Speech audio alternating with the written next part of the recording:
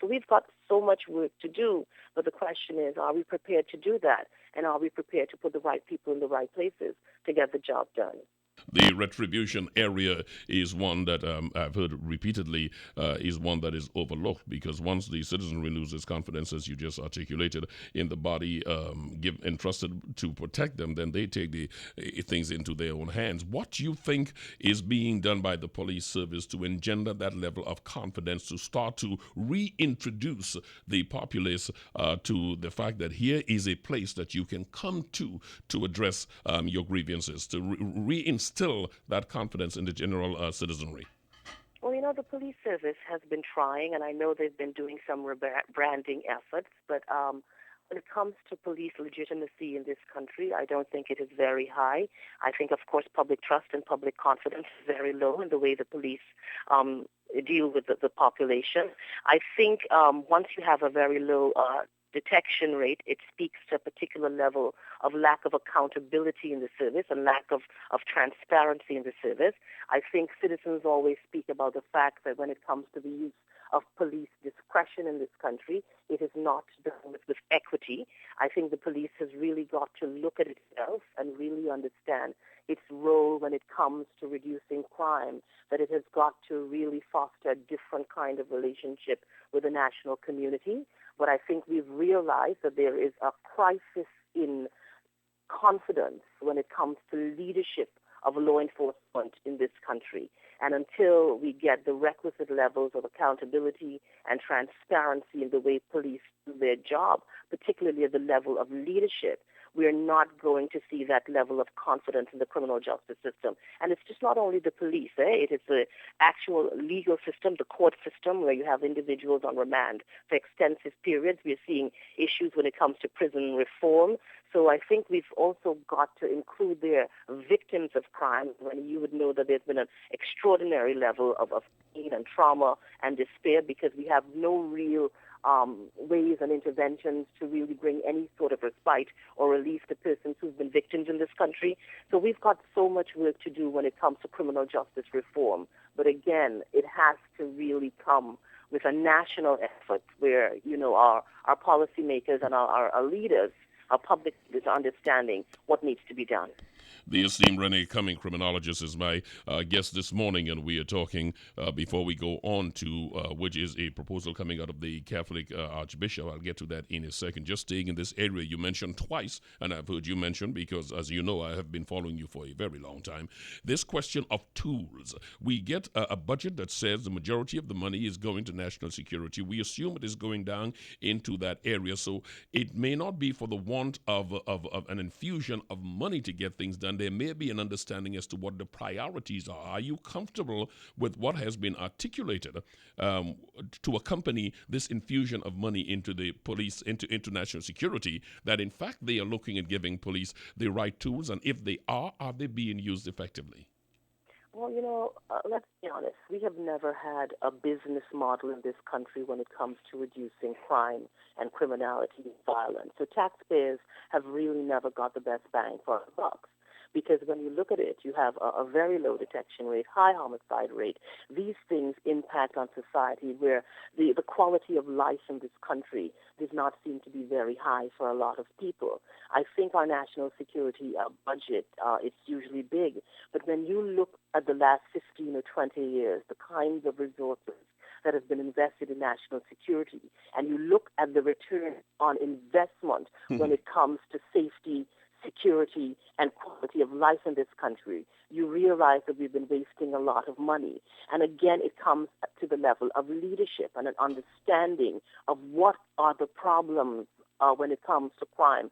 But if you don't know what you're dealing with, then you keep spending money and placing it in places that are not bringing the returns, because we have spent an extraordinary amount of money on policing in this country. But what have been the returns when it comes to public safety, when it comes to security and quality of life? So the return on investment continues to be very low, although they continue to be investing a whole lot of money. And again, that speaks to leadership and an understanding that even crime prevention must have a business model. And I think our law enforcement leaders are just not there yet. 21 minutes after 10 o'clock, reminding you that the Minister of Public Administration and Telecommunications will be joining us at 10 o'clock, and then the TOC, Trinidad and Tobago Olympic Committee President, will also be joining us after him. We are enjoying some clarity here from criminologist Renee Cummings. You mentioned the whole approach towards the justice system. When you talk in terms of that, you must look at justice and injustice under the guise of justice, which is to say 625 people are unaccounted for in the statistics coming out of the 28% of people in remand. The Attorney General is talking about it's costing us $20 to $25 million as a month to maintain $25,000 per month to maintain one prisoner for a total of $50 million. We're looking at some of the resources that may have gone there is going in that area. The issue was raised recently by the Catholic Church Archbishop Joseph Harris that we start to look at freeing remand prisoners who have been behind bars longer than the maximum prison term they would have gotten had they been found guilty. He made it very clear that we are talking about minor offenses. It is going to be very instructive to hear your take on this proposal. Well, first, let me declare hand, just in the interest of transparency. So His Grace and I share a very close professional relationship. I'm actually on a special committee that he convened not too long ago to bring some measure of relief to the prison population, where he has decided to invest an extraordinary amount of resources from the Catholic Church in designing the first sort of innovative best practice facility in this country for first-time offenders. So I share a very close professional relationship with him for a very long time. And I am a firm believer in many of the things that he says. He is a man of great wisdom and of big heart, and he really understands the meaning of justice and the meaning of injustice. And what he is saying is he is so right, he's so on point.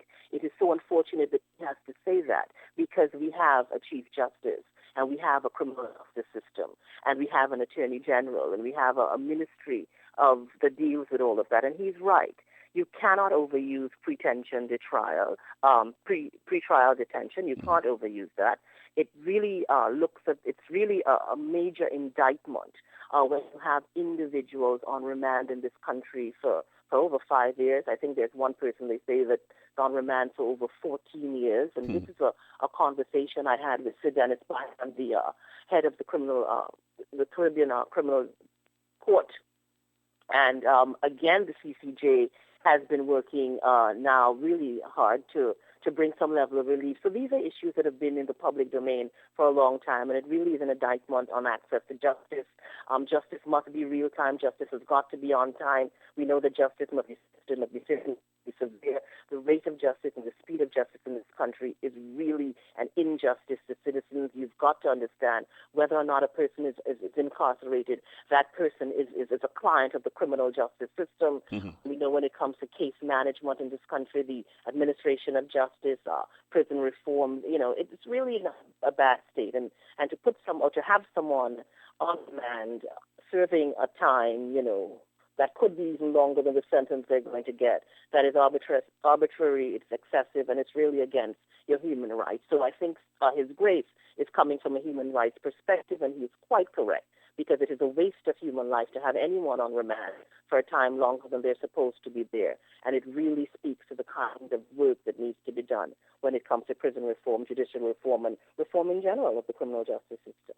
Clearly, in concert with that is Professor Ramesh Diosaran, who led a commission into this situation, and he did speak to the issue of being sentenced twice. You're sentenced without a trial, essentially, by being held in remand for that long, and then if you're fortunate to get to trial, then you have to be sentenced again. So that is in concert with what is being said here. We're looking at 2,235 people currently in remand, which is over 60% of the general prison population. The question of bail is another side of this, because bail, if there are many who are in remand right now, who are serving these, unfortunately, long periods because they weren't able to come up with bail, the requisite for bail. And there's a suggestion from the Attorney General that maybe it's time we stop looking at this property issue and start looking at cash as a way to deal with the bail issue and thus reduce the population in remand. How do you come down on that? Definitely, it really is. Because at the end of the day, remand is supposed to be temporary detention. It's not a sentence, right? And while you're awaiting trial, I mean, we understand that sometimes people could be a risk to the community. There may be a risk to witnesses. There may be a flight risk. And there needs to be a certain measure when it comes to risk assessment that needs to be done. But I think the Attorney General is quite correct. You know, a cash bail, bail supervision, there's a curfew, that is sometimes imposed, reporting to a probation officer, all of these things can work. Because there's also a space issue. And if you're keeping people there longer than they're supposed to be, you've got to look, of course, at the increased cost on the criminal justice system. You've got to look at security. You've got to look at space. You've got to look at overcrowding within a prison population. Overcrowding is a real security issue as well. But coming back to that question of poverty, and the correlation between individuals who remain on remand and poverty is very high. And you've got to ask yourself in this country, why is it that only poor people are in jail, or why is it that only poor people are going to jail? So it really calls for a different kind of spyglass and a different kind of understanding. Because when we look at what's going on in our prisons right now, the kinds of challenges we're seeing, it speaks to this really a desperate need for reform. But the thing about it is that we've been hearing about the need for prison reform for at least 15 years now. There have been so many studies done, so many reports have been commissioned, so many papers that have been created on this, and you're asking yourself, what is it that we lack? And I think it comes to that will when it comes to the political will for implementation and even changing it. I mean, the fact that we still have a prison system and not a correctional system speaks to the kind of delay in reform and the kind of change that needs to be done in the philosophy when it comes to dealing with individuals when it comes to corrections and that whole approach to rehabilitation and reentry that we seem to be missing all the time. My guest is criminologist Renee Cummings. She has received a number of awards all over the world, and she's, of course, a former host of her own show here in Trinidad and Tobago, and her opinion is sought by many. It is truly fortunate that we have her with us here this morning. The spiritual leader of the Catholic Church, the Archbishop, raised the issue of which she said she's in concert with because of their relationship. She's in concert with that. The Catholic Church acting, of course, as the corporate citizen, looking at a situation in what is called this Jubilee, the year of mercy, is not without a detractor, however, because there is the view from the head of the interreligious organization, Brother Hari Prasad Maharaj, and he's at variance because he says it would be like punishing the victim twice. If we say mercy for you, then that is causing a lot of pain to a lot of people.